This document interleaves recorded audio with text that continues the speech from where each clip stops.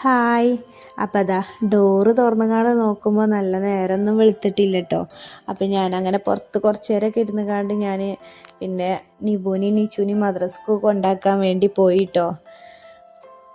അങ്ങനെ മദ്രസിൽ പറഞ്ഞയച്ച് ഞാൻ അങ്ങനെ തിരിച്ച് വീട്ടിൽ തന്നെ പോന്നു.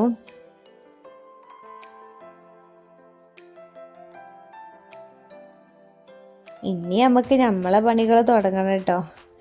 അപ്പോൾ അതാ അടുപ്പത്ത് കയറിയിട്ടുണ്ട്. അപ്പം ഇനി വിറകടുപ്പിലാട്ടോ ചോറ് വെക്കണത്. അങ്ങനെ ചോറ്റിനുള്ള വെള്ളം അടുപ്പത്ത് വെച്ച് അതിന് തീ കൊടുത്തുട്ടോ ഞാൻ.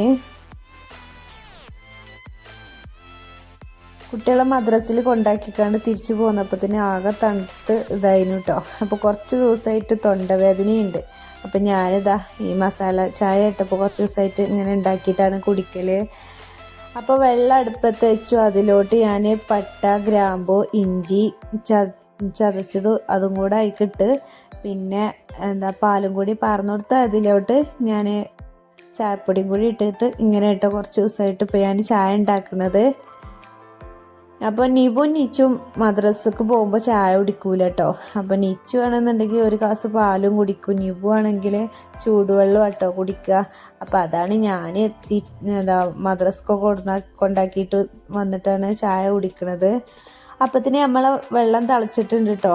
അപ്പം ഇനി അതിലോട്ട് അരിയിട്ട് കൊടുക്കട്ടെ. അങ്ങനെ അതൊക്കെ കഴിഞ്ഞ് രാവിലേക്കുള്ള കടികൾ മക്കൾ മദ്രസ വിട്ട് വരുമ്പോഴത്തേന് ഉണ്ടാക്കാൻ വേണ്ടി നിന്നു കേട്ടോ.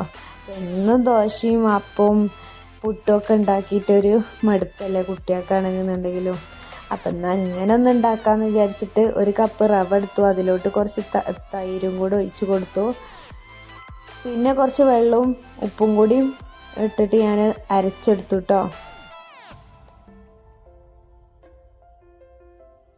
അപ്പോൾ കുറച്ചും കൂടിയും കട്ടി കൂടുതലായിരുന്നു. അപ്പോൾ ഞാൻ എന്ത് ചെയ്തു, കുറച്ച് വെള്ളം കൂടി അതിലോട്ട് ഒഴിച്ചു കൊടുത്തു. ലേശം കൂടി ഉപ്പിൻ്റെ കുറവുണ്ടായിരുന്നു. അപ്പോൾ ലേശം ഉപ്പും കൂടി ഇട്ട് കൊടുത്തു കേട്ടോ.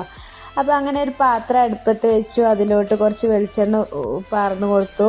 പിന്നെ കുനുക്കുനാ അരിഞ്ഞ സവാളയാണ് കേട്ടോ, അതും കൂടെ അതിൽ ഇട്ടെടുത്ത് കുറച്ചും കൂടി ഉപ്പ് ഇട്ടെടുത്തു കേട്ടോ. എന്നിട്ട് നന്നായിട്ട് തന്നെ ഇളക്കി കൊടുക്കുക. അതാ കുറച്ച് കറിവേപ്പിലയും കൂടി ഇട്ട് കൊടുത്തുട്ടോ ഞാൻ. പിന്നെ മക്കൾക്ക് അങ്ങനെ എരിവൊന്നും വല്ലാതെ പറ്റാത്തതുകൊണ്ട് ഞാൻ ഒരു മുളകാട്ടോ ഇട്ട് കൊടുത്തിട്ടുള്ളത്. അതും ചെറുതായിട്ട് ഇങ്ങനെ ഇതാക്കിയിട്ടാണ് ഞാൻ ഇട്ട് കൊടുത്തിരിക്കുന്നത്. പിന്നെ നമ്മളെ ക്യാരറ്റ് അതും ചെറുതായിട്ട് അരിഞ്ഞിട്ട് അതും ചേർത്ത് കൊടുത്തു. മഞ്ഞൾ, മുളക്, ഉപ്പ് പിന്നെ ഞാൻ ആദ്യം ഇട്ടീനു കേട്ടോ. അപ്പോൾ എനിക്കിങ്ങനെ തോന്നി കുറച്ചും കൂടി ഉപ്പിൻ്റെ കുറവുണ്ട് വിചാരിച്ചിട്ട് ഞാൻ കുറച്ചും കൂടി ഉപ്പിട്ടു. അതുപോലെ തന്നെ മഞ്ഞളും മുളകും കുറച്ച് കുരുമുളക് പൊടിച്ചതും കൂടി അതിലോട്ട് ചേർത്ത് കൊടുത്തു. പിന്നെ കുറച്ച് ഗരം മസാലയും കൂടി ചേർത്ത് കൊടുത്തിട്ട് നന്നായിട്ട് തന്നെ ഇളക്കി എടുത്തു കേട്ടോ. ആ ഒരു പച്ചച്ചോയ അങ്ങോട്ട് മാറി വന്നപ്പോൾ ഞാൻ ഈ ഒരു ക്യാപ്സിക്കനും കൂടി ചേർത്ത് കൊടുത്തു കേട്ടോ.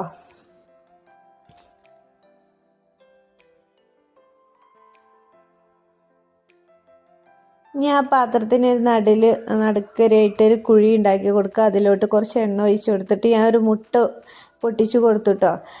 അതിലോട്ട് ഞാൻ കുറച്ച് ഉപ്പും കുരുമുളകും കൂടി ഇട്ട് കൊടുത്തിട്ട് ഇങ്ങനെ ചിതറി ഇങ്ങനെ ആക്കി എടുത്തിട്ടുണ്ട് കേട്ടോ. പിന്നെ നമ്മളെ മല്ലി ഇലയും കൂടി അതിൽ ചേർത്ത് കൊടുത്തു. എന്നിട്ട് നന്നായിട്ട് ഇളക്കി കൊടുത്ത് നമ്മളെ മസാല റെഡി ആയിട്ടുണ്ട് കേട്ടോ. ഇനി ഒരു ദോശൻ്റെ പാത്രം അടുപ്പത്ത് വെച്ചിട്ടുണ്ട്. നീ ദോശ മാതിരി ചുട്ടെടുക്കുക കേട്ടോ വേണ്ടത്.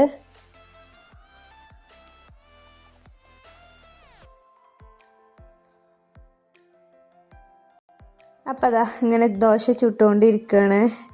നല്ല ടേസ്റ്റ് ഉണ്ട് കേട്ടോ. ഇങ്ങനെ ഒന്ന് മക്കൾക്കൊക്കെ ഉണ്ടാക്കി കൊടുത്തു നോക്കുകൊണ്ടു. അപ്പോൾ ഈ ഒരു സൈഡ് ആയിട്ടുണ്ട് കേട്ടോ. ഞാനൊന്നും കൂടി മറിച്ചിട്ട് കൊടുത്തു കേട്ടോ. ഇനി അതിലോട്ട് നമ്മൾ നേരത്തെ ഉണ്ടാക്കി വെച്ച മസാല ഉണ്ടല്ലോ, അത് കുറച്ചീച്ച ഇട്ട് കൊടുത്തിട്ട് അതിങ്ങനെ ഏത് ഷേപ്പിൽ വേണമെങ്കിൽ നമുക്ക് മടക്കിയെടുക്കാം കേട്ടോ. ഞാനിതാ ഈ ഒരു ഷേപ്പിലാട്ടോ അത് മടക്കിയെടുക്കുന്നത്. അങ്ങനെ അതൊക്കെ ചുട്ടെടുത്ത് കഴിക്കലൊക്കെ കഴിഞ്ഞ് ഞാൻ മുറ്റത്തോട്ട് ഇറങ്ങിയിട്ടുണ്ട് കേട്ടോ. നമ്മളീ പുല്ലിൻ്റെ അടുത്തേക്ക്. അപ്പം അതിൻ്റെ ഇടയിൽ കൂടിയൊക്കെ ഇങ്ങനെ ഓരോ പുല്ല് വന്നിട്ടുണ്ട്. അതൊക്കെ ഒന്ന് പറിച്ച് കളഞ്ഞ് അവിടെയൊക്കെ ഒന്ന് ക്ലീൻ ചെയ്ത് ഞാനിതാ എന്താ വെള്ളം നനച്ചു കൊടുക്കാൻ വേണ്ടി നിന്നു കേട്ടോ.